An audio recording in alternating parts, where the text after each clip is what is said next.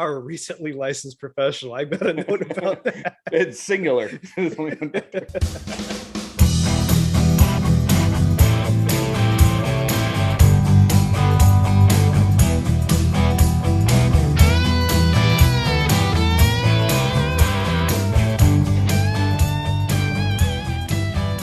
Hello and welcome to the 9th episode of Cinema Decon, deconstructing and overthinking the movies of our younger years. My name is Steve, and on this podcast, we will revisit the movies that we keep in the back part of our minds as flawless masterpieces, untouchable by any criticism. And hopefully they stay that way. Join us as we rewatch a randomly selected movie from our list of 300 plus from the 80s, 90s, and 2000s. With me on this journey is my co-host, a guy who only ever needs a 7-iron to make par, Aaron. How are you tonight, Aaron? Well, it's been a long couple of weeks, Steve. I ended up catching a cold last weekend. Not COVID, thankfully, but it definitely took a lot out of me. I'm just thankful to get back to talking about movies. It is good to be back in here. Oh, yes. It's been a little while since we did our last special episode. So, yeah, I'm getting right back into the thick of it. Yeah, unintentional hiatus due to, just life and work and everything else that pops up that makes us go make actual money. Ah, yes. Continue disillusioning our viewers that we actually have lives. Viewers. Yeah, listeners. Listener. Listeners, potato, tomato, So what we do here at Cinema Decon is a rewatch of an old movie with the hopes that they are still as good as we remember them. Then Steve and I meet up to talk about it, point out our high and low parts, and give it a rank and place on our mega list. Before we watch our target movie, we first record our memories and recollections of it. Then we proceed to go and watch said movie. So far, our memories have been both perfect and completely wrong at the same time. This episode, we'd like to take a moment, though, and thank everyone out there listening as this podcast continues to grow over the past few months. Platforms like Good Pods, Ghana, and Podomatic have branched us out worldwide, and we're even starting to get a handful of reviews up on Apple. Absolutely. We here at the Decon are continuously amazed and humbled that there are so many of you out there in TV land that enjoy listening to the two of us completely screw up movie reviews and recaps week in and week out. So thank you. Somehow, when we first got out on the Ghana, on India, for about 48 hours, we were the #1 comedy show over there. No earthly idea why, but thank you, India. We love you. Absolutely. That is amazing. I remember when we were first talking about doing this, I'm pretty sure we never imagined anyone outside maybe our close inner circle ever listening to this. It's just good fun. And now we have so many strangers from around the world listening. It's really weird. It's a weird feeling. It is. Good weird. We have a presence on Twitter and Instagram, and now all of our episodes are available on YouTube for anyone that wants to watch there and subscribe. But we're getting feedback from each of those platforms, and it's great. I like hearing the how wrong we were on the villains. Got some interesting feedback. But overall, it's been good fun. Enough of the goody stuff. We will move on to this week's movie. This week's episode is brought to you by Salome Mental Health Clinic. Whether you're trying to get out of your own head in order to win the U.S. Open, or just can't stop crying at the sight of another person in what was supposed to be a completely empty patient exit room, our recently licensed professional is here to help guide you to a better tomorrow. Salome Mental Health Clinic. Take a drop and visit us today. Apparently, no appointments necessary. Today's movie is the 1996 comedy Tin Cup, directed by Ron Shelton, written by Ron Shelton and John Norville, starring Kevin Costner, Rene Russo, Don Johnson, and Cheech Marin. So, Aaron, what are your recollections of Tin Cup? It's been a long time, and I've seen this movie maybe 2 or 3 times in my life. I only really remember 2 main scenes from it. The one being the obvious finale scene because it takes place at Augusta, right? I think the finale's in Augusta because it's the famous 18th hole at Augusta that he's basically trying to chip into, and spoiler alert. He loses pretty much all his balls trying to get a hole-in-one on the last hole. The other one that I remember is the bar bet. Someone bet him that he could chip the ball out the window or out the door and make the bird fly away. but that's really all I remember. So I've seen this movie several times over the years, but not for a long time. I would say it's been at least 5 to 10 years. Being I wouldn't say I'm like you. I mean, I'm a golfer, but I'm not a golfer. You know, we golf casually when we have the time, and we end up drinking more than we hit good shots. So, I mean, that is my definition of golf. So, yeah. But I know the story better than I know the scenes. You got Kevin Costner, who is a famous golfer, but at kind of a end of his career. You know, he's kind of almost a has-been. Would you consider this like the Bull Durham of golf kind of thing? Kinda, yeah. Because you got Rene Russo kind of playing the Susan Sarandon character, and then you've got Don Johnson, not necessarily being Tim Robbins' character, but Don Johnson as is he a golfer too, or is he just a hot shot? He's the antagonist, isn't he? Yeah, but I couldn't remember if he's a golfer or not. We got Kevin Costner and his caddy, Cheech Marin. Ah, yes. So I remember scenes of them at like a driving range, but then obviously the big finale at Augusta, you know, where Rene Russo says something like, you know, no one's going to remember who wins this tournament today, but they're always going to remember your 18, your 12 shots on 18 or whatever. Yeah, that I remember. But it was definitely enjoyable and obviously good enough to get on our list. But I just haven't come across it in a long time. So it'd be interesting. Like quite a few of the other movies I've seen more recently. So this will be one that I truly, I'm not going to be able to play by play in my head as I'm watching it. So I'm actually going to have to take notes this time. All right, we will go off and watch Tin Cup. All right, here we go. What is The Golf Swing by Roy McAvoy? Well, I tend to think of The Golf Swing as a poem. Oh, he's doing that poetry thing again. Critical opening phrase of this poem will always be the grip, which the hands unite to form a single unit by the simple overlap of the little finger. Right. And lowly and slowly, the club head is led back, pulled into position not by the hands, but by the body, which turns away from the target, shifting weight to the right side without shifting balance. Tempo is everything, perfection unattainable. As the body coils now to the top of the swing, there's a slight hesitation, a little nod to the gods. A nod to the gods? Yeah, to the gods. That he is fallible. That perfection is unattainable, and now the weight begins shifting back to the left, pulled by the powers inside the earth. It's alive, this swing, a living sculpture, and down through contact, always down, striking the ball crisply, with character. Tuning fork goes off in your heart, your balls. Such a pure feeling as the well-struck golf shot. And then the follow-through to finish. Always on line. The reverse C of the Golden Bear. The steelworker's power and brawn of Carl Sandburg's Arnold Palmer. Oh, he's doing that Arnold Palmer thing. And the unfinished symphony of Roy McAvoy. What's unfinished? Well, I have a short follow-through. It has an unfinished look. Why? Well, some say it's because that's the easiest way to play through the winds of West Texas, and some say it's because I've never finished anything in my life.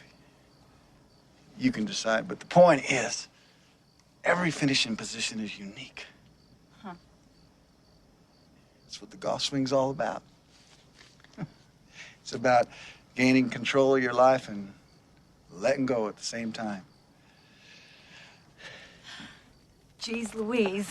There was only one other acceptable theory about how to hit a golf ball. Oh, boy. Well, I'm afraid to ask.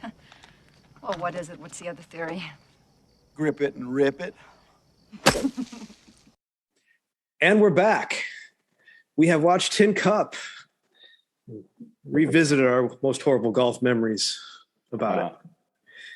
So I want to take a moment and talk about our pre-watch, which we got some things right. We got some things wrong there as far as our memory. And one thing we touched on is that we called it the Bull Durham of golf. And as I, did the little bit of research and made the script for today, the guy that made it, Ron Shelton, he wrote and directed Bull Durham. Well, there you go. Not too shabby. So we definitely kind of hit that one on the head. Succeeded in some points, failed in others. Bull Durham is, to me, a much better movie, but we'll get to that as we talk about it. But it was the U.S. Open, not Augusta. We talked about the Masters quite a bit. I do remember having that wrong, and it was something about remembering the water at the 18th hole that made me think it was Augusta for some reason, and I may be completely wrong on that. Oh, we did. We mentioned that hole specifically for some reason, and I think it's like 16 or 17 at Augusta. That's really the memorable one, or maybe 15. But the Masters is only mentioned once in this entire movie. I did catch that. We said he was a golf has-been. He was actually a never was. There were several golf bar bets kind of thing, not just the bird one. Mm-hmm. The bird one was just the one I remember, but I completely forgot how it happened. So when it came up, I was like, oh, okay. Overall, though, just initial thoughts. It was a very relatable, casual golfer movie. I love the golf parts of this. I have a lot to say about the romantic comedy portions of the movie. Just didn't work. Yeah. But overall, this is kind of a Happy Gilmore for grown-ups. I can see that. You got an underdog golfer that needs to step up and win by playing the game his way in order to defeat the dickhead pro and win the girl. You got a golf establishment who's not a fan of this newcomer, but they come around in the end. Mm-hmm. I'll even say Happy Gilmore is probably a better movie, but this movie's better at the golf parts. Yeah, Happy Gilmore, probably not the best movie as far as the true aspect of the sport goes, but I'm pretty sure that's not what they were aiming for anyway. No, it wasn't. It wasn't at all. But this one, I liked how they got the PGA very, very much involved. Several stars. We got a young Phil Mickelson, and John Daly's in there, and just all kinds of stars, guys I'd never even heard of until I looked it up. So we open up West Texas driving range. Nice music, kind of setting the stage, and last chance to hit golf balls for 500 miles. Which is an odd sign to be out there, as if that would be something you'd think you'd see in a place where golf was huge. And exactly. Nowhere. So it's an odd sign to throw out there, but it still worked. I mean, they get to the point where they're trying to sell the driving range to pay their bills, but is a driving range with that land and that staff, how is that thing even still there? I mean, yeah, as far as we could tell, he literally had one client, and she just showed up right at the beginning of the movie. I was a fan of the golf ball picker made out of Herbie the Love Bug. Yeah, that was great. Very nice. It was a nice little step. But I mean, we don't see any other clients, do we? I mean, no one hitting balls. No, it's just those guys hanging around making bets on which bug's going to get zapped first in the bug zapper, which I thought was pretty funny. I'll give him that. Hats off to Cheech Marin and his character Romeo. He drove a lot of that, which is pretty good. Yeah, I liked Cheech throughout the whole movie, and I liked his relationship with Kevin Costner. Mm-hmm. That was a good buddy cop, golfer to caddy relationship there. But we get the introduction of Kevin Costner's Carrie Roy McAvoy with his crew in this little side bet that they're doing. That he does a riddle about doctors and the doctor. Yeah, the father and the son that get into a car wreck and go to separate hospitals. The son gets wheeled in, and the doctor looks at him and says, "I can't operate on this boy. He's my son," kind of thing. Well, old riddle, and everything. And obviously, and he bets them basically $20 each that they can't solve it, and that if he is able to bounce the golf ball on one of his clubs 500 times before they solve it, he gets the pot. Which is a great way to introduce that he is an excellent golfer, because that's a golf trick that is extremely hard to do for obvious reasons. Yeah, I can't do it once. Or rather, I can hit the golf ball once. I won't hit it again. It'll bounce off, and it'll probably go better than if I was actually trying to swing it. I just disclaimer, I'm not that good at golf. Well, it reminds me of the old when Tiger was first getting started. There was a viral video of him online of he's doing the wedge bounce thing, and then after one last bounce, he hits it, and it's a beautiful and hits in there. Yeah, beautiful shot, and everyone was just in awe. I mean, that's the first thing I thought of with that scene. But no one in the clubhouse bar can answer this riddle. They're all kind of stumped, but then someone comes in and answers it. Yeah, Rene Russo walks in and she answers the riddle that the doctor is the doctor's mom or the patient's mom instead of father. Yeah, highlighting the pure sexism in medicine, apparently. And it's weird because she comes in all confident and she says things to Roy as far as perhaps you should try leather and stuff like that. She flirts with him right off the bat, but then what she says, she's there to take in a golf lesson, a driving range lesson with him. Mm-hmm. And in that scene in the golf pro shop, she's confident, but then once she gets out on the driving range, she's a rambling mess of a person. And there was a little bit of irony in there too, where when she answers the riddle about the doctor being the boy's mother and talking about the sexism of it, she tells him that she's his next appointment, to which he looks on the spreadsheet and says, "No, I think I got a Dr. Griswold on my list." Which, of course, is the exact same point of the riddle. He doesn't say it ironically either. No. he says it seriously. Oh, but no, I've got a doctor. I thought I had a doctor. This is like, dude, I just explained this to you. So they ended up going outside to start their first lesson. Molly has this huge bag of equipment that she apparently bought off of like golfchannel.com or something. I had a note here of who schedules a golf lesson at 7:00 at night that lasts all of 10 minutes. But you kind of just answered that. It's the same person that buys all that golf shit. Exactly. I like the little throw in of he has to take a couple swings instead of getting any lesson. He basically just tells her to start swinging to see where she's at. She doesn't hit the ball on the first try. She doesn't hit it very well in the second one. And to which she's like, fuck, shit. And Roy's like, fuck, shit. Those are highly technical golf terms. I'm like, yes, I like it. As much as I really don't care for Rene Russo in this movie itself, I like this scene where just the golf lesson, but it's all Kevin Costner. Mm. Kevin Costner just is charming and comfortable, just super charismatic. And then you got the peanut gallery and trying to watch him in the background. Yeah, he keeps having to try to shoo him away. But he gives this great soliloquy of a golf poem of What is the Golf Swing by Roy McAvoy. And it's beautiful. Oh, yes. Where he's talking about, this swing, it's alive. It's a living sculpture. You come back to the top of the arc and then a nod to the gods. Perfection is unattainable, that he is fallible.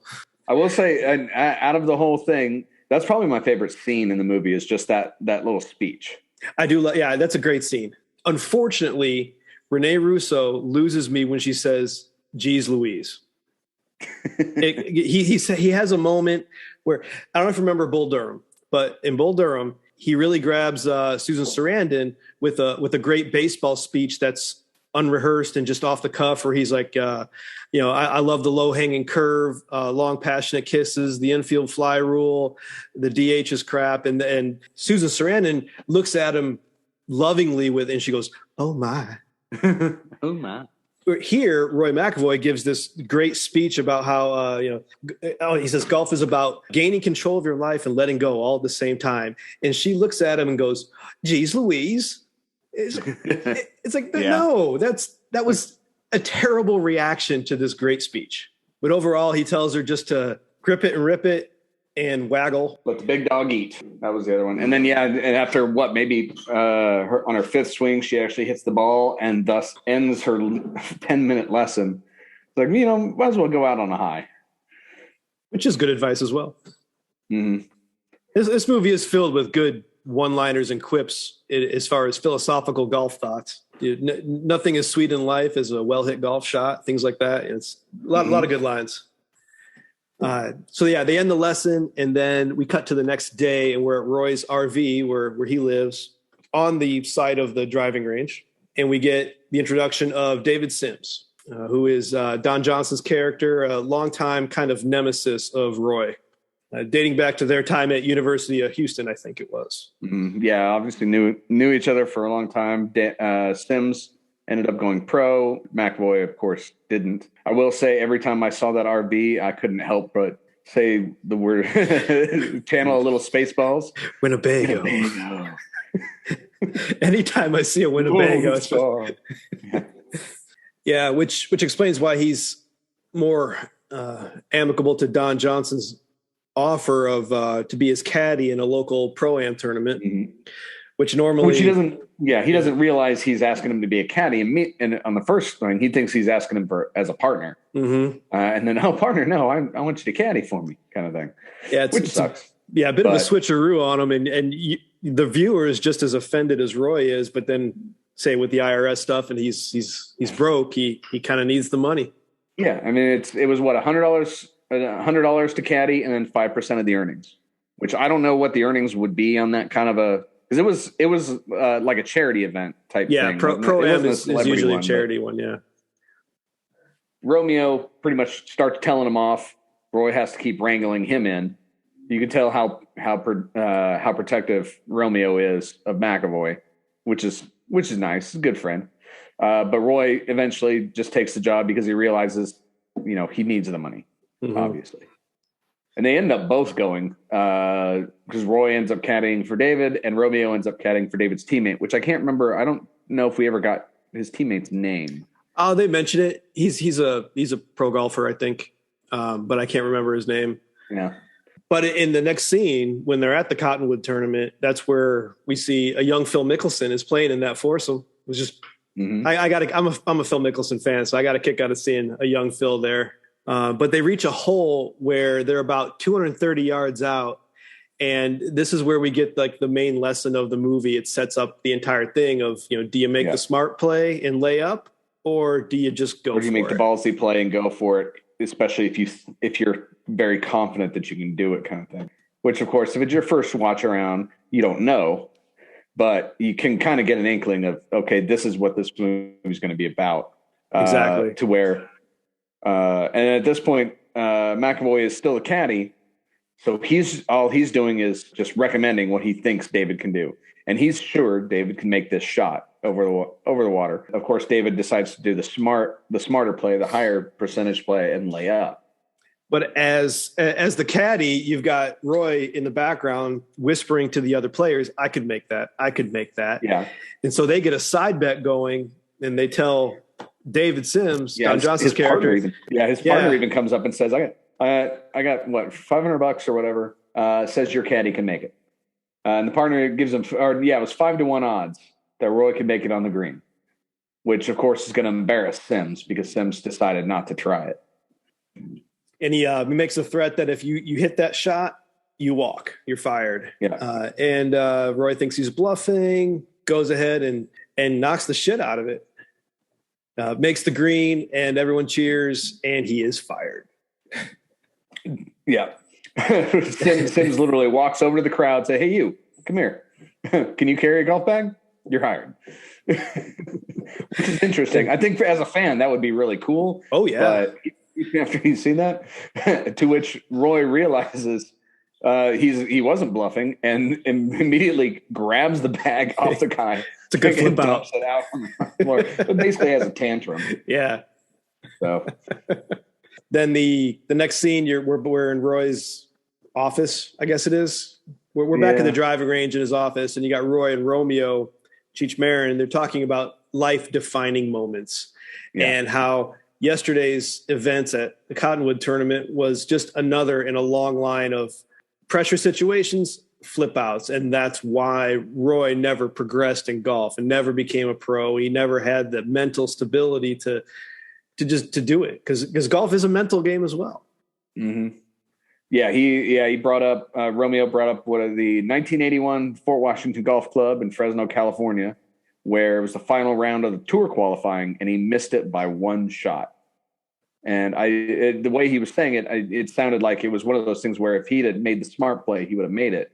But he decided to make the ballsy play and missed it by one. He got a shot of 13 and needed 12 just to qualify. Got a good line of sometimes par is good enough to win. Yeah. You define the moment or the moment defines you.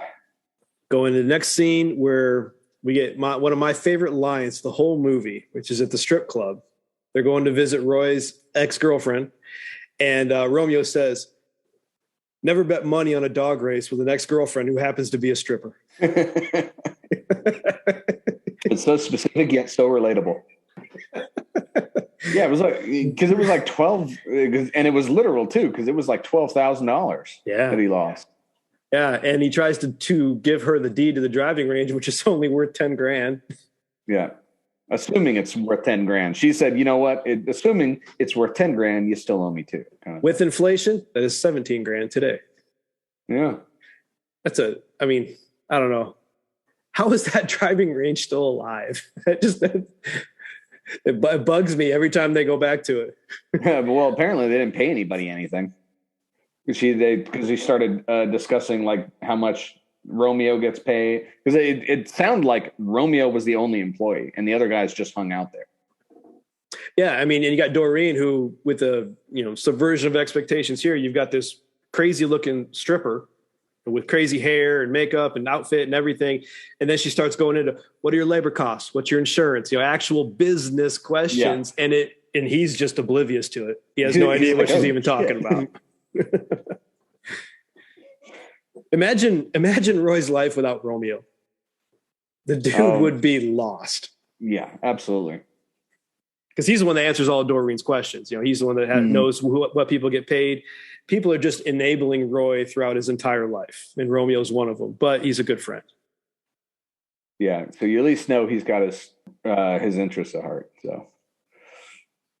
So after basically Roy hands over the deed and Doreen basically becomes his boss, we go back to Dr. Molly's second lesson, to which Roy starts out basically by immediately flirting with her and trying to tell her the whole story about how he understands her. Is like trying to understand why all of a sudden she's decided to get into golf, and it's probably because she's dating a golfer and wants to get interested in that. And to which we find out he is exactly right.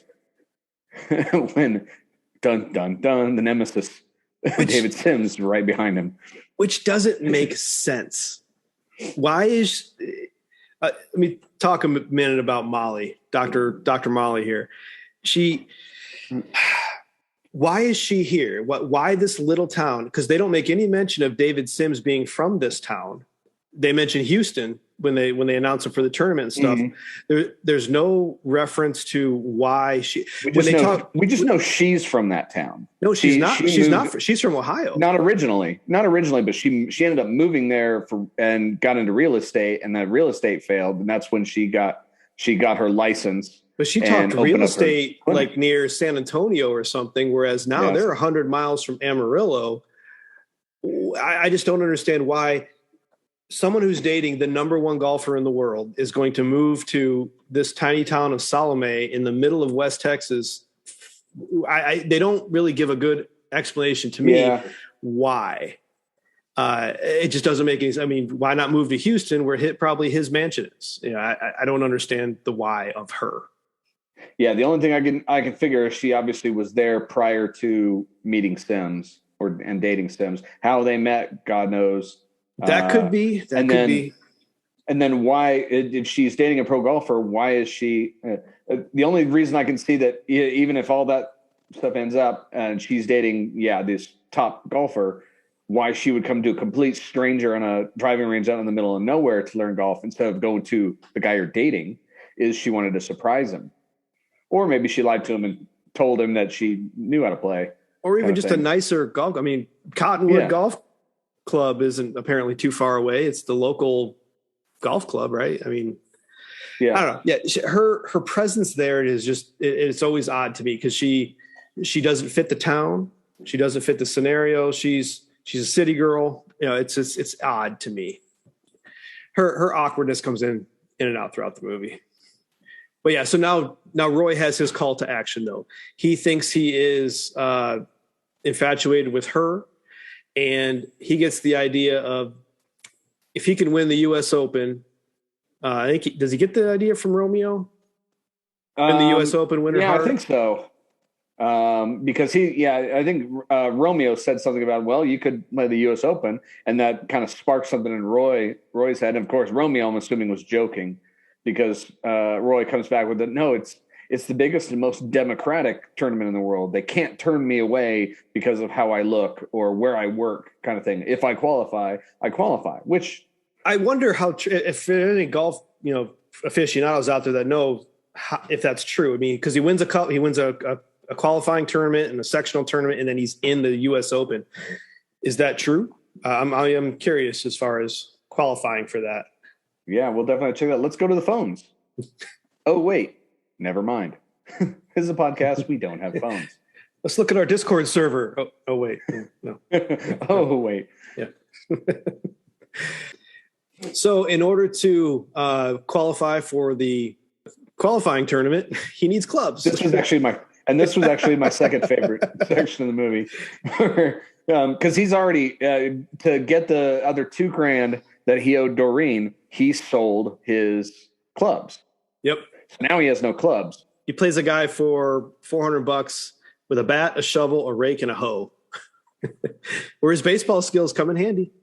Yeah. I will say, I love the one of the lines from Romeo. Is like, it's about 160 yards. I'd say use the shovel. So he picks up the shovel. I was thinking the same thing. Balls it out. Yeah. hits a ball in with like the rake or the hoe as a pool cue. Yeah. It's a good little montage of golf there. Well, not really golf, but West Texas golf. So he heads to today's sponsor, the Salome Mental Health Clinic. Which I'm not entirely sure if that's the actual title. I just didn't want to pull up the movie again and double check that. So, we get a funny, if not completely unnecessary scene, but it is funny because he enters into the doctor's office through the exit room, and a girl enters, which I didn't know psychiatrist's office have an exit room. But this girl sees him. She starts screaming hysterically, and it's a funny moment. I don't either. It's a funny moment. Of how Roy it's just a continuation of how Roy keeps screwing things up accidentally. Yes. Yeah, that's true. He convinces Molly to see him for a few minutes. He looks awkward because he's kind of dressed up. He took his spikes out of his golf shoes. Yeah. But it shows also that she's a terrible psychiatrist. Yeah. He gives us declaration of love. Completely using golf metaphors. Lots of golf metaphors. That's the only way he knows how to talk, apparently. And he's basically trying to ask advice to her about wooing her, and she doesn't pick up on it. So she's, of course, giving him all the advice that completely backfires as soon as he's done, and he just professes his love to her right then and there. And that's what I say. She's a terrible psychiatrist. How could she not pick up on any of this? She should have had some inkling, unless she's blinded by her own infatuation with the bad boy. A bit of a trope there. Yeah. After he left, again, I'm assuming through the exit room where the lady is still crying.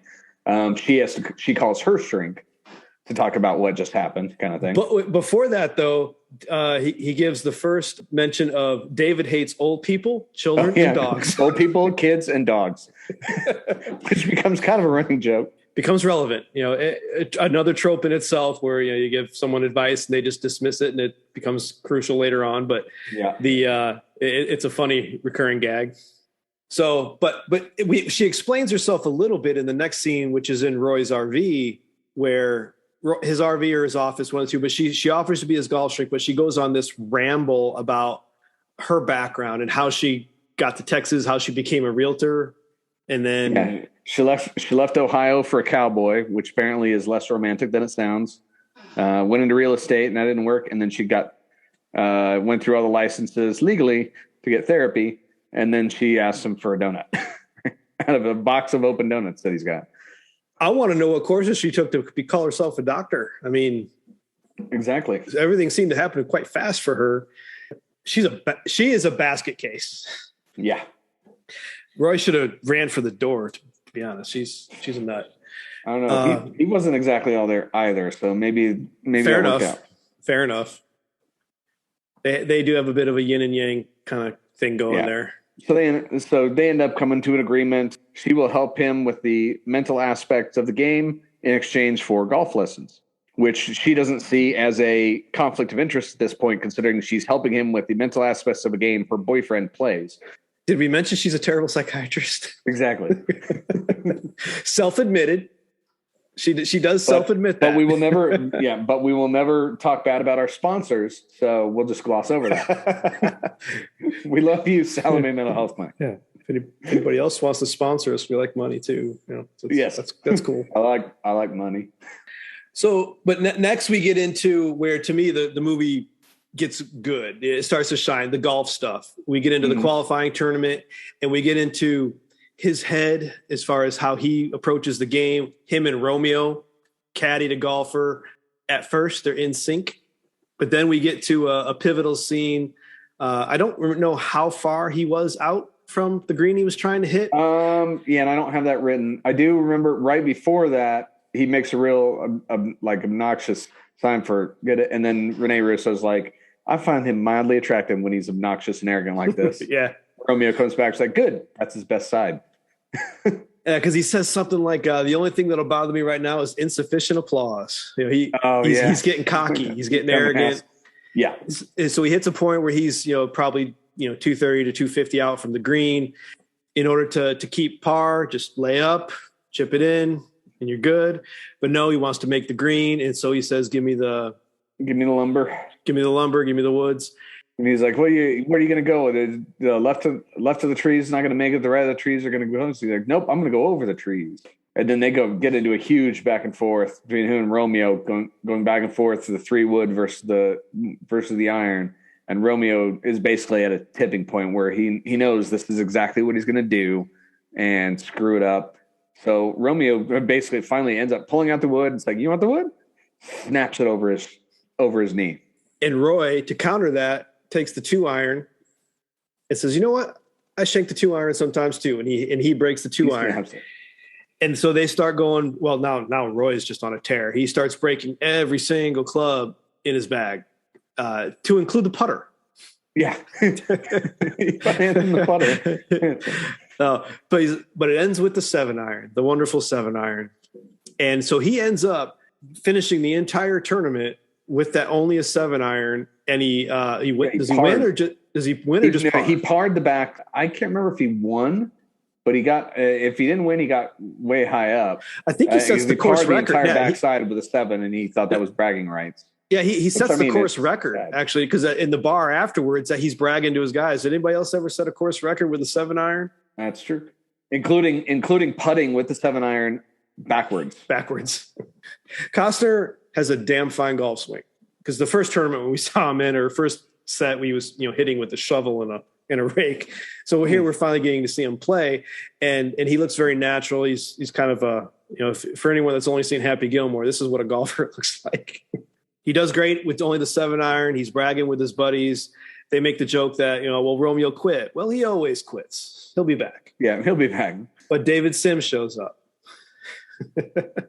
and Roy is still bragging. He's like, David, you ever par with a course with a 7-iron? And he's like, why would I?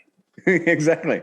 It definitely plays into the aspect of how he's such a hothead and thinks he's the best in the world, where David knows you don't have to be the show off kind of thing. You can just do what you're supposed to do. So yeah, Roy's definitely in that mental zone of I'm the best that ever was kind of thing, which of course leads to the bet. Yes. And of course, he with Sims being his rival and him trying to impress Dr. Molly in basically a dick measuring contest, which for a second Roy takes literally. I'm assuming laughingly, but he basically starts to take his pants off. He's like, "No, God damn it, not for real." But he bets. He says, one shot, any game you want, I'll beat you. $1,000. And to which Roy doesn't have it, of course. So Roy bets his car. So it's Sims at $1,000 versus Roy's car. Game of Sims' choice, and Roy bets he'll beat him on it. So Sims sits there. He's like, no, that's stupid, kind of thing. To which, of course, everyone in his crew starts giving him the chicken noises. Of which also in there's another mention of the David hates old people, children, and dogs. Yeah, he throws that out again. It's not Roy. It's his buddies. Yeah. So it's reiterated by more people. It's obviously a known thing in that circle. And then, but the bet is, I believe, is just 7-iron distance. And this is the first and only mention that I saw of the Masters, because this is Roy says to him often, you're going to lay up like you did in the Masters. Mm-hmm. That's the only time that tournament's ever mentioned. So of course, Molly's trying to tell him not to get baited into it, and Sims is like, "Don't worry, I got this." Because we obviously know Sims can afford the $1,000. Yeah. So it's non-monetary at this point. He's looking to teach Roy a lesson. So he basically gives the club to Roy, lets him go first, which was the mistake. True. So and then Roy drops the ball, hits a good 227 yards on the range. Yeah, pretty decent 7-iron. That's excellent. Yeah. So now it's David's turn. So he hands David back to club. David drops the ball in the same way, starts to tee up down the range, and then pauses and turns 90 degrees. And there's a wonderful silent look between David and Roy as he turns to face the road, and Roy just automatically knows what he's about to do. Knows exactly what's going to happen. So he's basically aiming straight down the road to where he hits it, and the ball just bounces, continues down the road, and David's like, still going. Yep.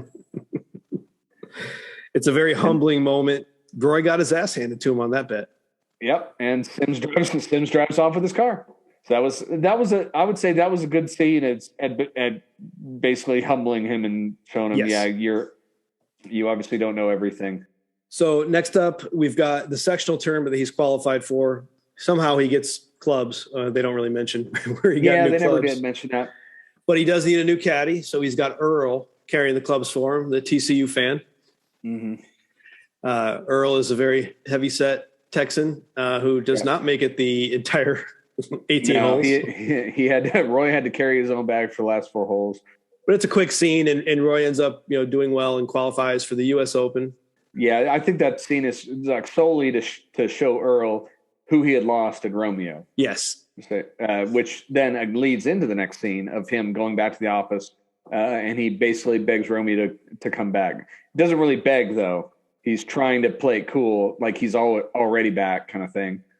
This is a better love story than Roy and Molly.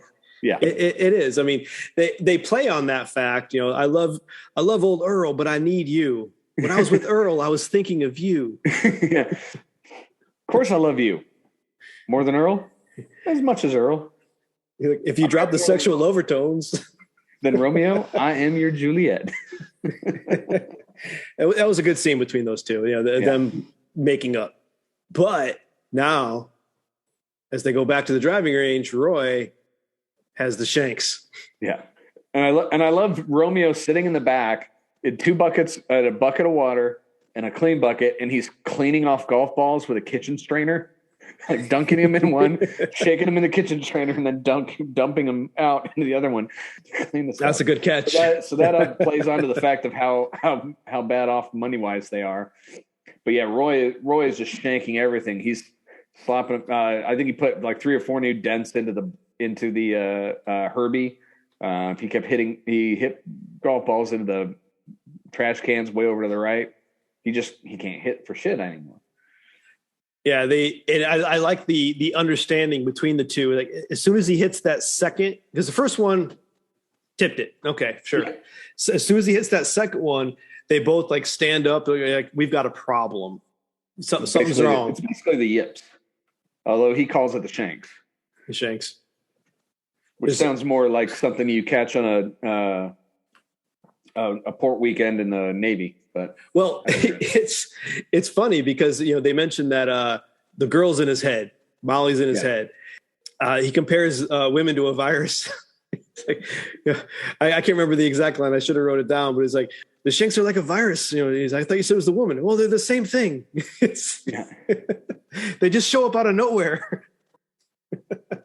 So eventually we get to Molly visiting Roy in his RV, and he's now using all the contraptions that she had bought because he's got the hat thing on and the thing strapped to his chest.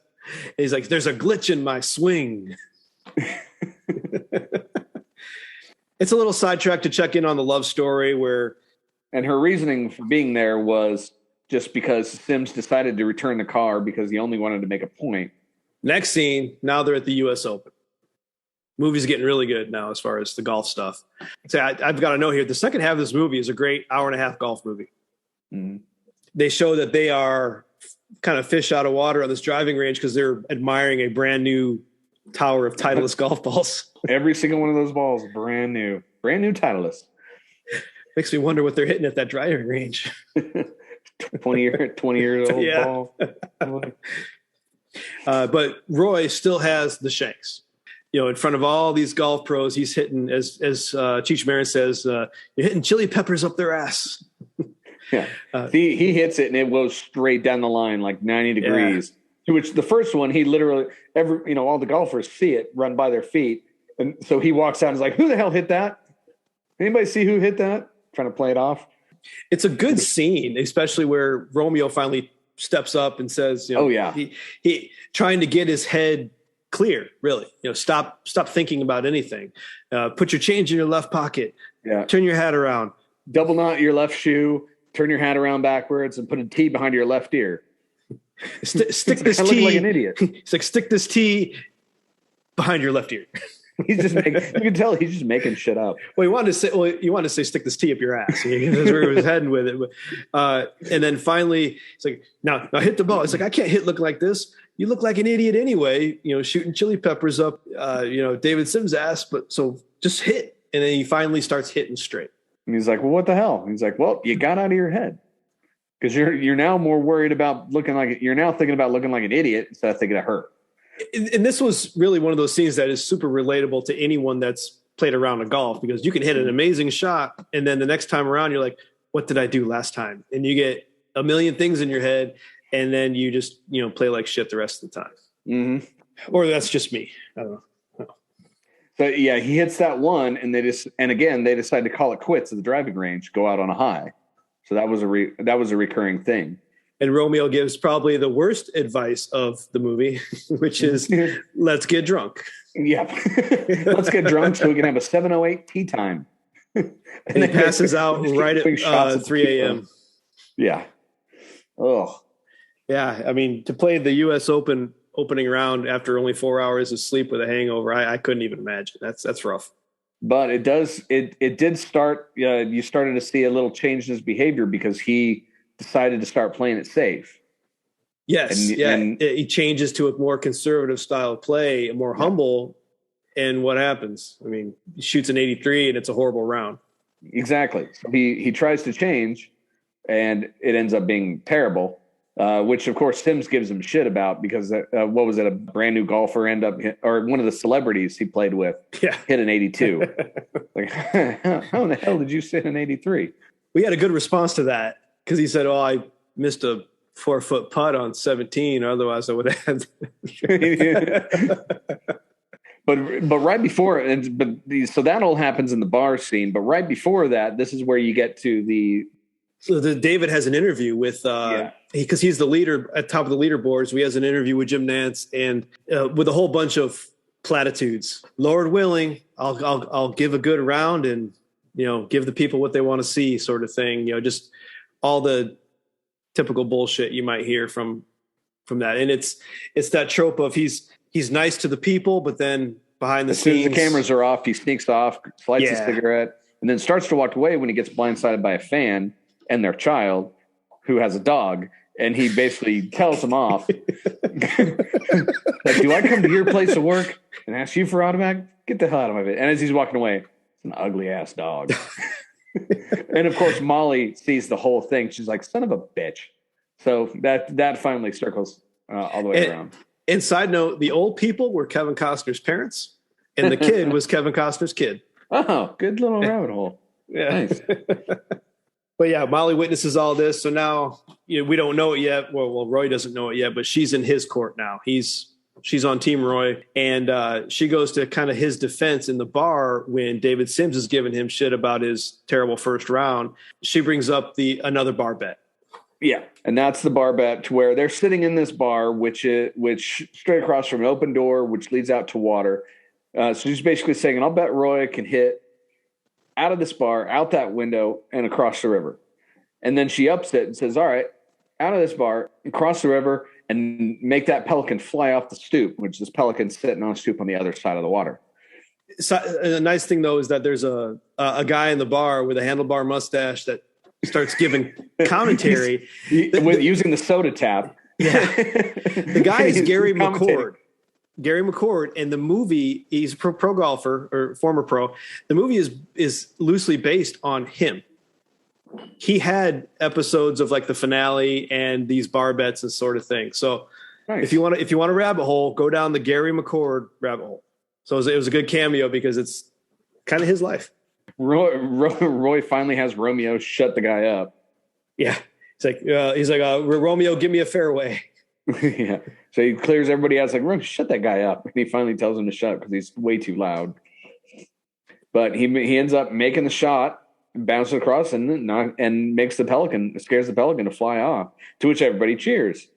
This is about the time where Sims realizes that she's no longer in his court and has gone over Roy and basically says, you know what? You're both crazy. You're both fucking crazy. Something like that. Don Johnson does a great job as the antagonist. He plays a really good golf dickhead, the role of the asshole pro. He's very natural in the role. I liked him because he wasn't really a villain. He was just the antagonist. It was just the rival. He does play a good bad guy. I've seen him in a couple of things where he's a bad guy, and he does a pretty decent bad guy. Yeah. I mean, rarely do I, not like Don Johnson. I've never watched Miami Vice. I've only seen him in other things. Mm-hmm. Like the most recently, the Watchmen series on HBO. I thought he did really well in that. Yeah, absolutely. For some reason, when I think of Don Johnson, I think of Wedding Singer and, the Julia's fiance.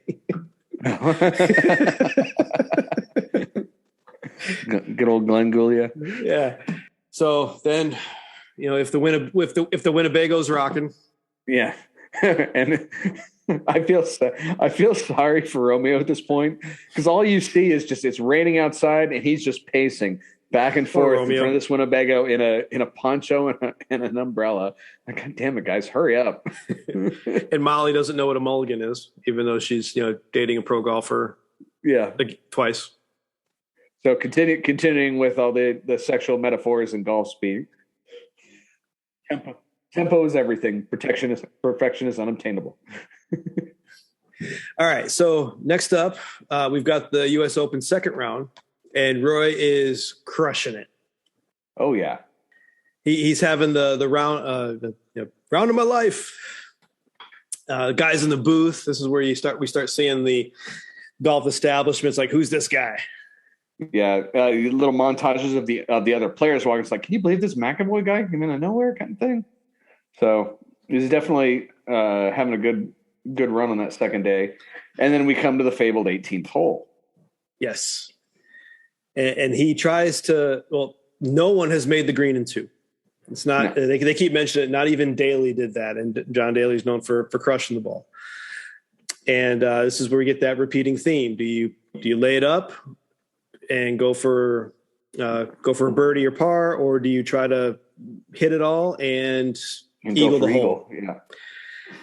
And as such, Roy hits it in the water. It's in the water, but decides to take the drop in the drop zone and ends up parring. And still sets the U.S. Open course record. Single round record on that of 62. So the crew goes to party at the Waffle House, as people in West Texas will do. Well, really. And this is when Doreen comes back into the mix. Yep. All the old crew from Salome made the trek, including Doreen. And then they have a nice little argument about, is there a Waffle House in Midland or Odessa? Back and forth. Mm-hmm. Which apparently the answer is neither, at least when this movie was made. Which, as someone that lives in the South, I can understand the concept of not having a Waffle House within 5 miles. It's the strangest thing.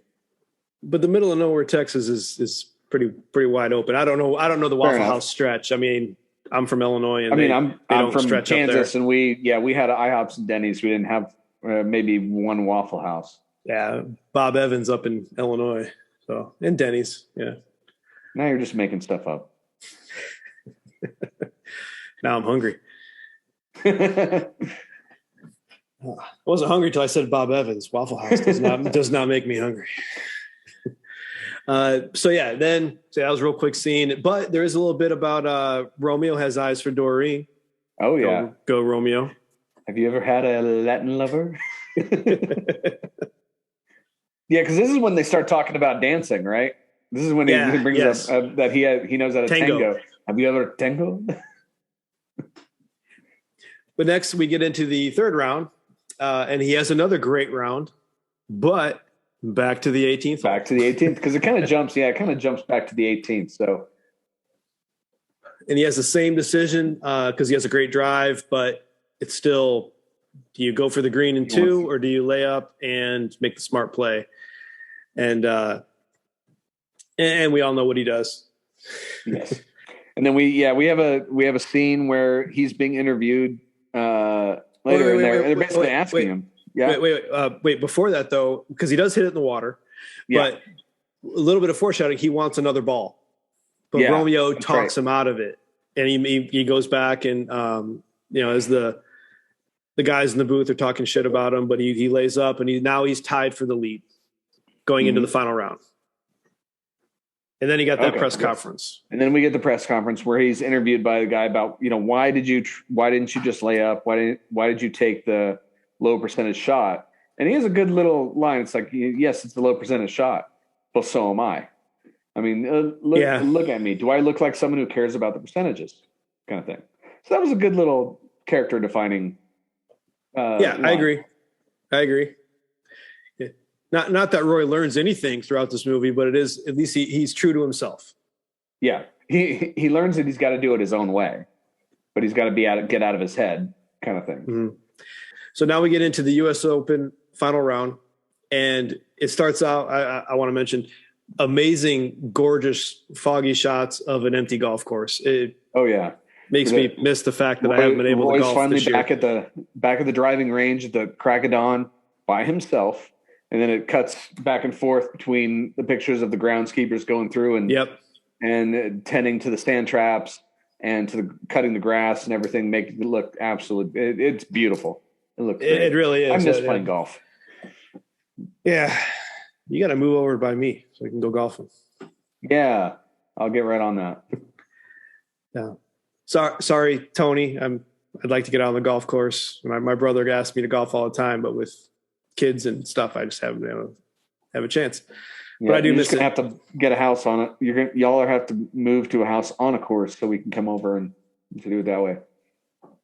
So you get on that. That'll work. So because they are tied for the lead, David Sims and Roy McAvoy are not tied, but they are tied, but they're paired up. So we got those two together for 18 holes, and it is a rough start for Roy. Oh yeah, he's in the trees right off the bat, double bogey, and then the second hole he's in the rough on the right, and he's behind a porta-john, but it leads to a good scene. Yeah, the announcer's over there with him, and basically talking about how this is a horrible shot, and it's going to take him two just to get back on the green. To which Roy turns around and says, $50 says I can get it on the green in one. And the announcer, and I'm assuming the announcer at that point is not hot mic'd anymore because he's like, well, I'll take that action. But he says it right into the microphone like he's still on the air. Well, it's that same guy. It's Gary McCord. Yeah. He's like, I'll take that action.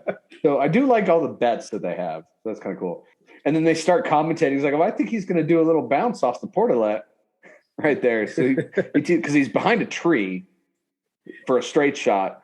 Yeah. And his only other angle would hit a porta-john, so he basically just leans into it and bounces it shanks it right off the porta-john onto the green and takes us $50. The only problem I have with the scene is that it doesn't make it on the green.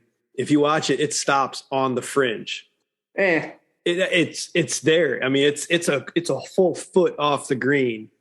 I mean, it's a beautiful shot, but still, he ends up taking his money. So maybe the bet, did he say on the green? He does say on the green. The I'm labeling this one a movie mistake. That sucker was not on the green. Good catch. But throughout this, we've got Doreen and Molly. They become good sideline friends, and we find out that Tin Cup as a nickname means absolutely nothing with golf. But his name in the movie is based on his time as a high school or college catcher in baseball where he, got hit in the nuts a lot as a catcher. Yeah, the guy had a great curveball and sometimes didn't hit the net. And it sounded better than clank. So David Sims and Roy are actually tied with another real pro golfer, Peter Jacobsen, and which I like that. I like that they brought in an act, like it wasn't just him versus him. There was a third guy. There was a third, yeah. Adds a little more realism to it.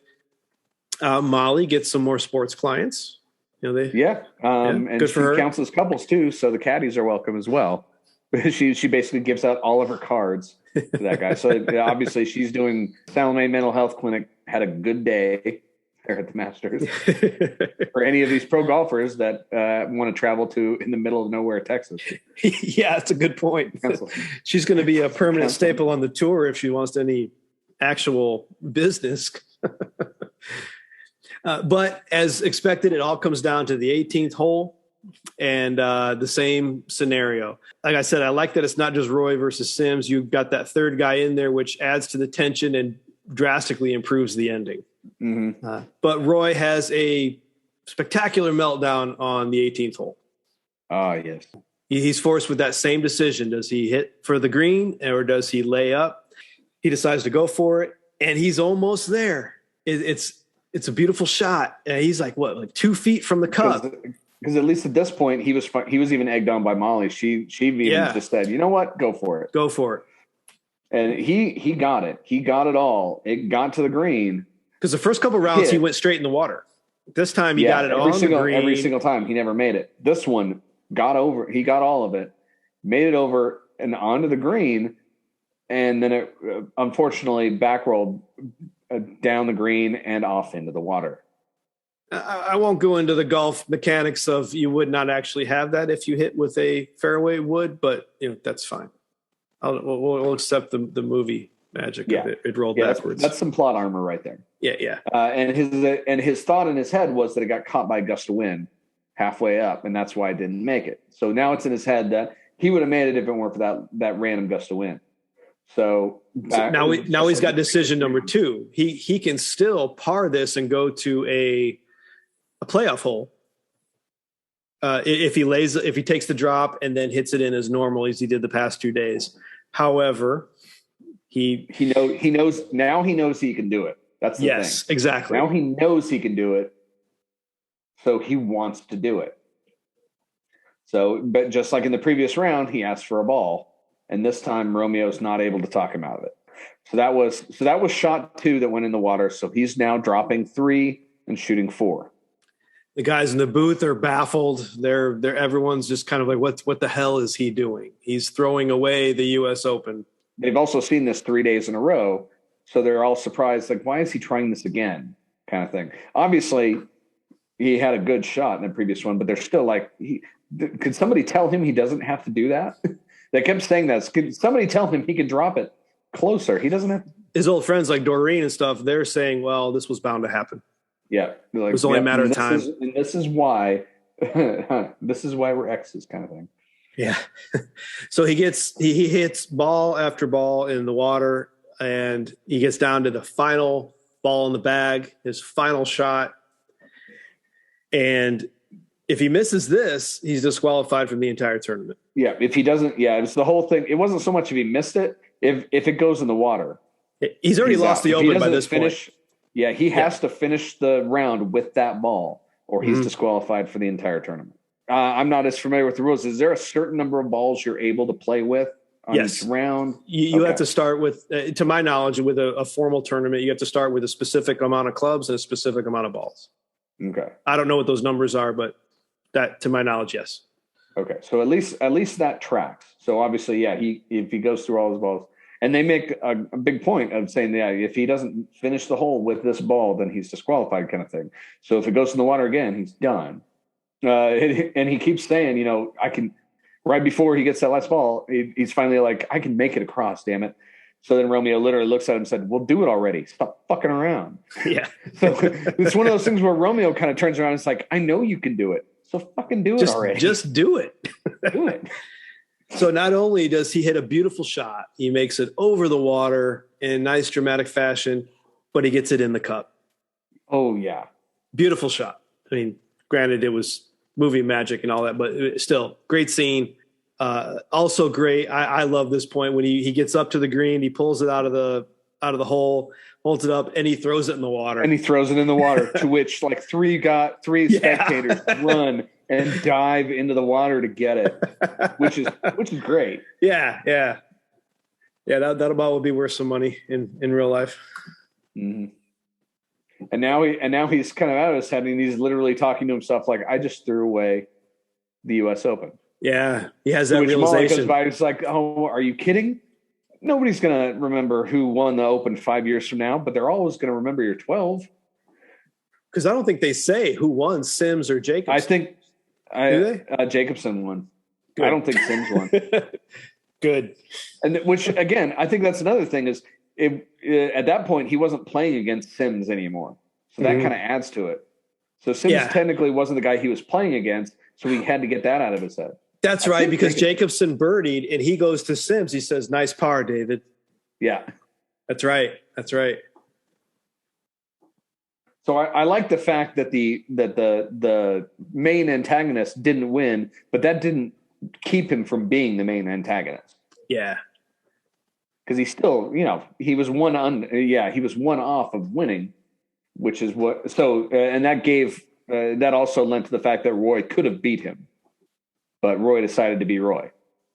But again, still, that was a great shot, and her quote was accurate to where if that happened in real life, that's what would be talked about. Exactly. Not who actually won, kind of thing.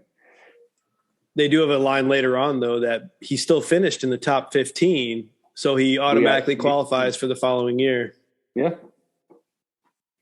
And I like how Sims apparently moved on to a random blonde girl in the audience who asked for his autograph. That's about the time when he walks by holding Rene Russo. He's like, nice par, Dave. Yeah, it just shows what he's just a dirtbag. Pretty much. Yeah.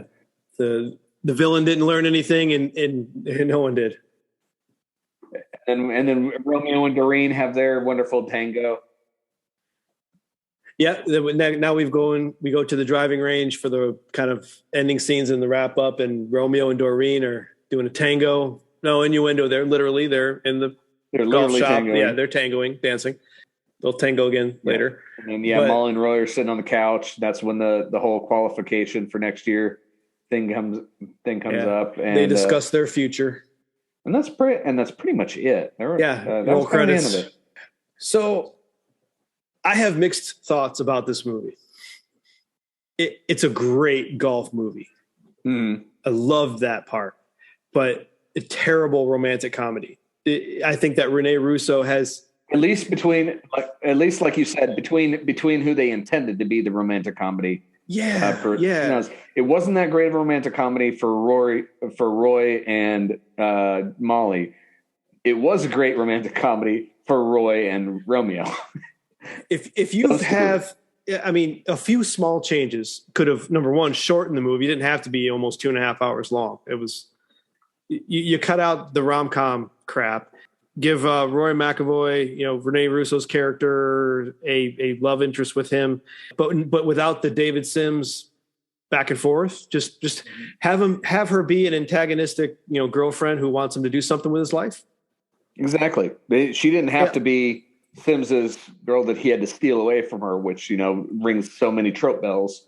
Exactly. She could have just been the random girl that he was already with that was fed up with him being an ass and not doing anything with his life. You could have had Don Johnson hitting on her, sure, but like take out the psychiatrist stuff, take out their nice long drive and their platonic kiss and all that stuff.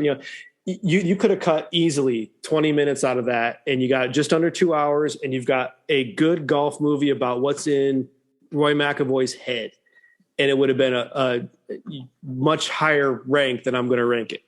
I would have liked to see a little more of Roy playing qualifier games with non-golf clubs.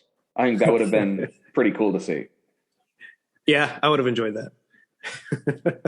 Like literally random, like people would bet him on what he had to use. Like $50 says you can't make it with a shovel or a rake or something. I would have, I would have liked to have, like, that's how he kept the driving range alive, was through side bets and being a golf, trickster sort of thing. Yeah, that would have been a good ad. I do remember one quote I missed that I really like this quote, and I'm pretty sure it was from the rainy Winnebago scene where he was like, the quote was, "Golf and sex are the only things you don't have to be good at to enjoy." That's like, a good line. What? Yeah, I like that. That's true. Trope wise, I got a few. I mean, the fancy girl wants the bad boy. His realization moment, my God, what have I done at the end? David as the nice camera guy, but he's an asshole behind the scenes. Yeah. Just the whole, guy meets girl, girl's dating his rival, guy woos girl leaves the rival thing is just one big animal trope. Last ball in the bag, that's sort of, the last pitch, last chance. That's a common sports trope. And then the whole running thing of hates old people, kids, and dogs. But that was funny. Yeah, that was a good running gag. That was a good running gag, because it was one of those things where when you first mentioned it, you're not entirely sure if he's just making shit up to try to get her away, and it ends up being true. So I'll give that one some weight. That it was literally exactly. Not only the first time he says it, had a good payoff. Okay, he's just talking shit, and then the people in the crew say it verbatim. It's like, okay, well, this is obviously a rumor, and then he actually lives up to every single point in it. They should have had a pro golfer mention it, like a third time before the event. Have someone completely out of the main crew throwing off and comment in there. Like Nicholson said, I heard that guy hates old people, children, and dogs. Does it hold up today? Is it relatable? To me, I say absolutely. It's easily the most relatable golf movie I've ever seen. In the vein of, you got Happy Gilmore, you got Caddyshack, etc. But just as a casual golfer, when he can't hit and he gets into his own head, that's probably the most relatable part. Yeah, that's so true for anyone, and it's nice to see that even good golfers can get the shanks. Mm-hmm. We've got one that if we were looking at this movie from a different perspective, the only one that I could really come up with is if this whole concept movie was told from David Sims's point. Yeah, I have that. I have him or Cheech. Yeah. Or Romeo. And actually, if you go with the Cheech aspect, then you've got like the Legend of Bagger Vance kind of thing, to where the caddy is the main character. So I can see that.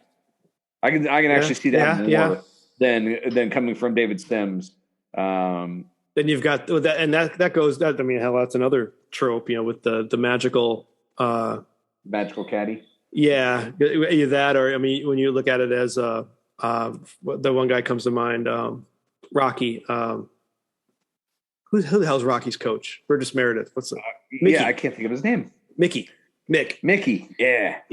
Whereas the guy that I'm here supporting has so much potential. He could do it all, but he just can't get out of his own head and do it. Mm-hmm. This movie could have easily been from that point of view, but I probably would have preferred to see David Sims's point of view. Yeah. The guy who thinks he's perfect and great, and then all of a sudden here comes this wannabe non-pro trick shot guy coming in, trying to steal all his thunder, including stealing his girl, stealing the spotlight. The guy you bested in college and put behind you in life, which technically David Sims brings it all on himself by asking him to be his caddy. By hiring him. I also I can see this coming as I could see it like an alternate, like Tin Cup 2, back to mini golf kind of thing, where he has to win a mini golf tournament. To get his clubs back. Into his own head. Well, one of our follow-up questions is, where are these characters in 4 months? I was like, there's no way in hell Molly and Roy are together. I mean, no. She's long gone. Whoever her new clients are on the golf tour have swept her away, and he's left shanking balls on the driving range by this point. Like I said, mini golf tournaments from here on out. Yeah, I imagine the driving range got a big hit in business after his shot, and then slowly trickled back down. So 5 years later, he's back in the exact same spot he was. So not an overall happy ending for Mr. McAvoy. No. Yeah, I don't see a great future for any of these characters, except for maybe Doreen and Romeo. Those two can definitely hit off. Who's this movie for? I put middle-aged men who enjoy golf. Yeah, I'd say definitely golf. This is a good movie for somebody who enjoys or gets pissed off at playing golf. At least relatable. A lot of more profanity than I remembered.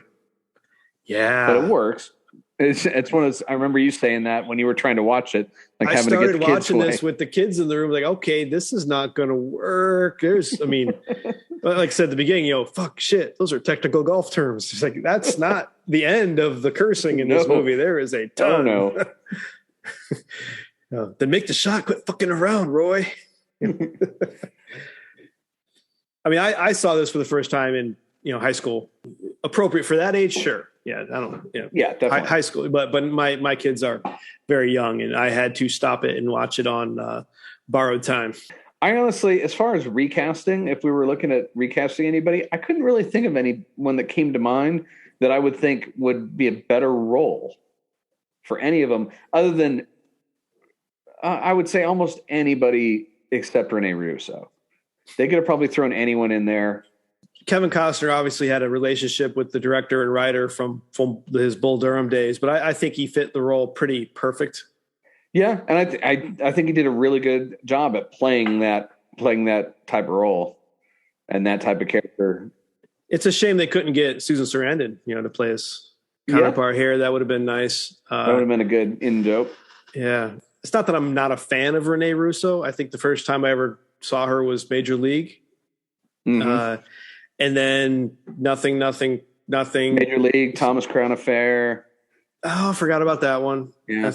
But then Thor.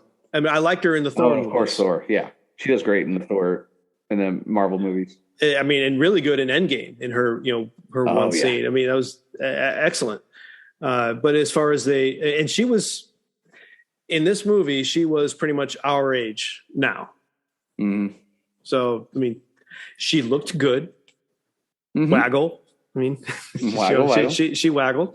She looked very good. I just think that she had zero chemistry with Kevin Costner, whereas Susan Sarandon had a ton in Bull Durham, and maybe they could have, recreated that. That would have been nice. Yep, I'll agree with that. I mean, all in all, from final thoughts, I would say this is a fun movie, definitely relatable if you enjoy or, like as I said, get pissed off at golf, which I'm more in that category because I'm terrible at it. Yes. I need to play more, but I could definitely still relate to a lot of it. I'm not a huge golf person though. So I like, as I said, I don't play very much. So I'm not going to throw this up as one of my more favorite sports related movies. It's a good movie. It's just not one of my favorites. And I wouldn't say that it holds up a lot of rewatchability. Yeah, I agree. There's a reason I hadn't seen this movie in a super long time. I remember it being. You can definitely rewatch it if you haven't seen it in quite a while, but it's not one of those where you could rewatch it, say, once a year kind of thing. And part of the problem with that, to me, is it's super long. Mm-hmm. It's over 2 hours long, and you've got to commit to watch this sucker. If I was going to watch it again, I would probably skip to the open. Mm-hmm. I mean, just watch the second half of the movie. Yeah. Now is the time on our show where we rank the movie based on our fan review while also adding in the IMDb rating. This is a 10-point scale, and the average will be put in our mega list. Aaron, what is your rank for Tin Cup? So for Tin Cup, as I said, it's a fun little movie. It's not going to go on my list of favorites, but it's still decent. I enjoyed watching it. I'm going to give it a 6.2. Okay. That's good. I am right there with you. I actually gave it a 6.4. We combine that with the wonderful rating at for our friends over at IMDb, which absolutely agree with you at a 6.4. Is it really? Yes. I'm certain you didn't cheat at all. No. I went back and forth between just the low sixes. I couldn't really decide. And Yeah, I did. I enjoyed it. I just had such a problem with Rene Russo. So, by our scores combined, this movie ranks out at a 6.33, which puts it just above Hackers and just below Coneheads. Just above Hackers. See, that's interesting. So it ranks Hackers. 7 on our list. Oh. So, well, I mean, when I say just above, so Hackers got a 6.3 and this got 6.33. So it's all IMDb's fault. Yes. Let's blame it on them. Well, technically, you gave it the low score, man. Oh, well, I'm going to change mine to a 1 just so Hackers can get up. Scores are final. Scores are final. Damn you. So next up on our list is to nominate someone for the Cinema Decon Hall of Fame. This can be someone who is in any way involved with the movie, actor, actress, director, producer, screenwriter, whatever. Aaron, who would you like to nominate from Tin Cup? For me, it was a toss-up, and it both from an actor's perspective, but I'm going to have to lean towards Kevin Costner. I think he nailed this character. I think he did a very good job of, because I've obviously seen him in several other things, and the role he's got here is a lot different than most of the other roles. He's kind of playing the dimwit country boy that, and he pulls that off really well. So that's going to be my vote, is Kevin Costner. I agree. Kevin Costner is really just the main one to nominate from this, and he had my vote from his poem of "What Is the Golf Swing" by Roy McAvoy. That kind of cemented it for me. I think I read somewhere that he actually learned golf for this movie, but it doesn't show. It looks like he's been playing golf his entire life. He's got such a natural swing. He looks like a golfer out there, and it looks like he has a true love of this game. And I appreciate that. So congratulations to Kevin Costner as the latest inductee to the Cinema Decon Hall of Fame. Dun, dun, dun. It's at this point of the episode where we do a shout out for a little media pitch of things that we're watching at this certain time. Steve, do you have anything that you'd like to pitch to our audience? I do. I recently came across the documentary on Amazon Prime called Val. And it is a documentary about the life and career of Val Kilmer, made by him. And he speaks about everything you can think of, from his classic hits to his struggles with life and throat cancer and after throat cancer. And it's fascinating. It's heartbreaking. It's an amazing piece of work. Do yourself a favor and watch Val. It's a beautiful documentary. Interesting. And I also want to mention, this is not an official media pitch because I got to put my full force behind Val. But there's a new YouTube channel out there. There's a couple that's making new YouTube videos where they review movies, kind of. The husband is a movie aficionado and the wife is not. and they have nice animations to go with it. It's called Be Kind, She Wind. And they have one episode and they review, they do Lord of the Rings, Fellowship of the Ring. And it's pretty hilarious. It's like 15 minutes long and they got a couple shorts out there, but I recommend just, subscribing to their YouTube channel and checking out their videos. It's pretty hilarious. Where she calls, Merry and Pippin, Tan and Chuck and just because he's quizzing her as like, so they're two friends, what are their names? And she gives like some weird names and or he'll ask a question like, so that ring, do you think that'll come up again? And she'll be like, no. So it's funny. It's funny, good stuff. And I recommend giving their channel some support. And they are fans of the show. So they've already given us some feedback. You. Excellent. Yes. So for me, this is I recently started watching a show that I've heard about quite a bit for a while. It's been on for several years. It's one of those I never got around to watching up until this last weekend when I was had to go out of town up to New Jersey for a work trip. So it was one of the ones I decided to watch on the plane, and it's Brooklyn Nine-Nine. I had never seen it before. I obviously know Andy Samberg is a hilarious guy from all Saturday Night Live stuff and from the Lonely Island songs and pitches and everything.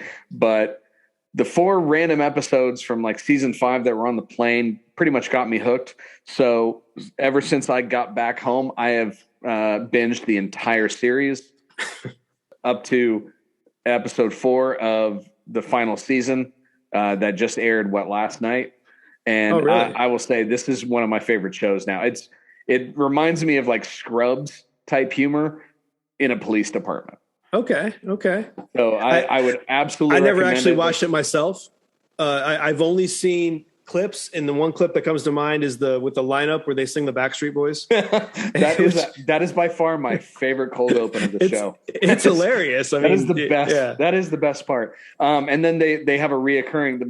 My other favorite ones is they have a reoccurring episode almost every year of a Halloween heist that you're gonna have to watch to get that. No spoilers or anything, but I would highly recommend Brooklyn Nine-Nine. It's currently on its last season.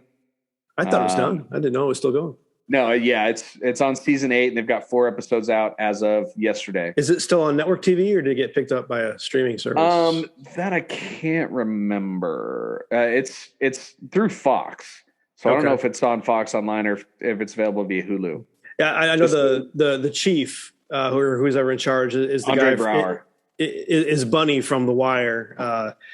That's where he plays a. For all I know, it could be the same character. The stoic, very stern, police chief. And that's a big thing for him, because this is actually his first comedic role. Because I know him from several other things, including he was in Last Resort. If you ever saw that one-off about a submarine commander. No. Is Terry Crews in this? Huh? Isn't Terry Crews in Brooklyn Nine-Nine? Yes. Okay. Terry Crews, Andy Samberg, Andre Brower, Joe Lotrulio. Oh, from the state, yeah. And Kelsey Wet Hot Peretti. American Summer, yeah. Yeah. It's just a great little comedy. I would absolutely recommend it.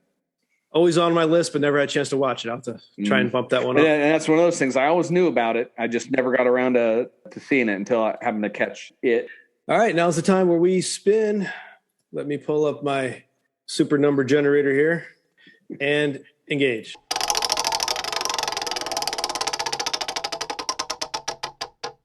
$151. Oh, all right. We're actually in the middle of this time. 151 is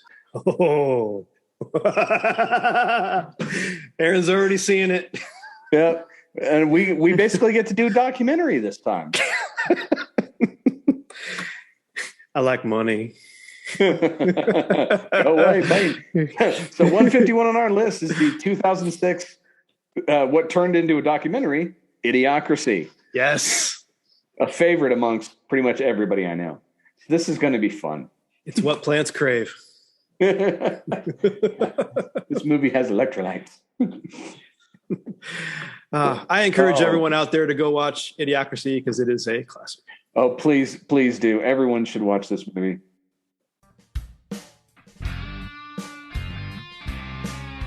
Well, that's all for this episode. Thanks for listening, and we hope you stay with us through this little experiment of ours. What did you think of Tin Cup? Let us know through our socials, and we'll be sure to tell you how wrong you are. Please don't forget to subscribe and leave a review on Apple Podcasts. Check out our website in the show notes to see the full list of movies we'll be covering in our rankings thus far. You can also visit us on our Patreon, where we'll try to post some random outtakes before the final cut. We'll see you next time on Cinema Decon.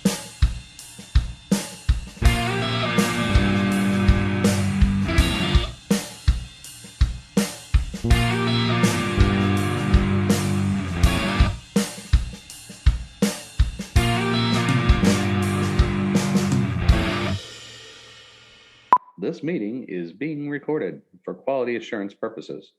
I like money.